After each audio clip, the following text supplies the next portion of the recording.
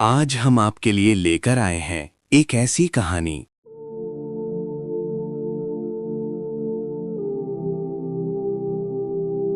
जो दिल को छू लेगी, दिमाग को झकझोर देगी और आत्मा को एक नई दिशा दिखाएगी।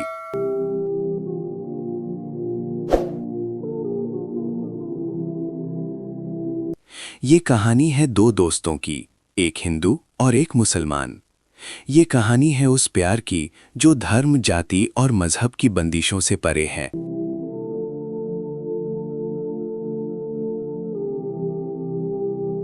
ये कहानी है उस एहसान की जो दुनिया के कर्ज से मुक्ति दिलाता है।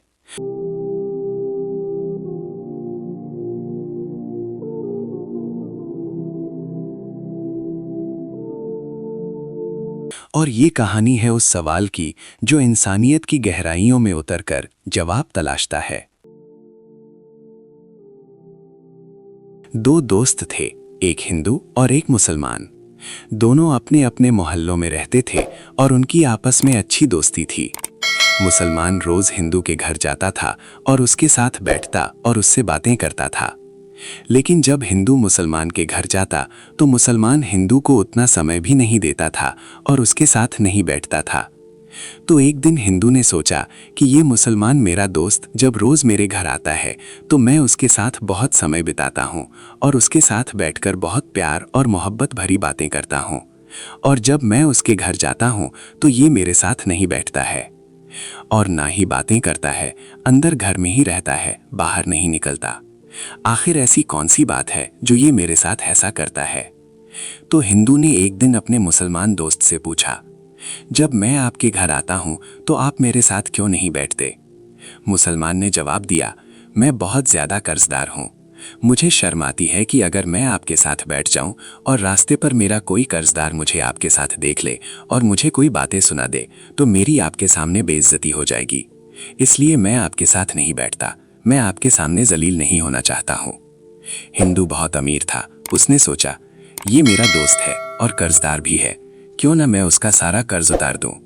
चुनांचे हिंदू ने उसके सारे कर्ज अदा कर दिए और उसे कर्ज से आज़ाद कर दिया। जब मुसलमान के सारे कर्ज खत्म हो गए तो वो मुसलमान भी बहुत गैरतमंद इंसान था। उसने सोचा, इस हिंदू ने मुझ पर बहुत बड़ा एहसान किया है, अब मुझे भी इस पर एहसान करना चाहिए। इसने मेरा दुनिया का कर्ज उतार दिया, अब मैं इसे आखिरत का रास्ता दिखाऊंगा। मैं इसका आखिरत का कर्ज उतारूंगा। चुनांचे मुसलमान ने हिंदू को इस्लाम की दावत दी।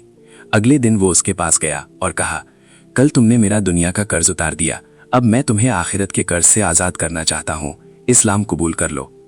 हिंदू ने कहा, अगर ये बात किसी और ने कही होती तो मैं उसे मार देता, लेकिन आप मेरे दोस्त हैं, इसलिए मैं आपको कुछ नहीं कह सकता और इनकार भी नहीं कर सकता।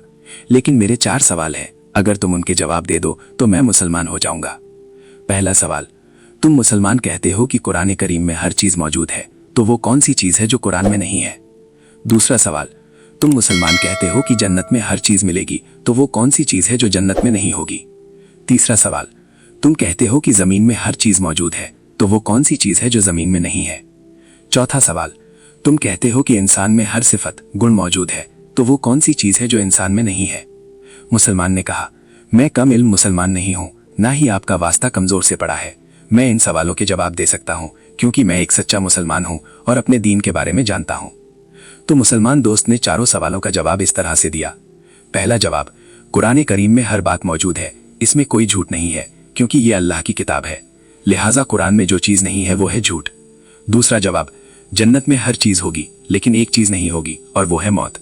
तीसरा जवाब, जमीन में हर चीज मौजूद है लेकिन एक चीज नहीं है और वो है अकड़, तकब्बुर, घमंड। जमीन हमेशा नीची रहती है, कभी घमंड नहीं करती। चौथा जवाब, इंसान में हर सिफत, खूबी पाई जाती है लेकिन एक चीज नहीं होती और वो है एहसान का बदला एहसान से देना, यानी अक्सर इंसान एहसान भूल जाता है। ये जवाब सुनकर हिंदू बहुत प्रभावित हुआ और उसने इस्लाम कबूल कर लिया।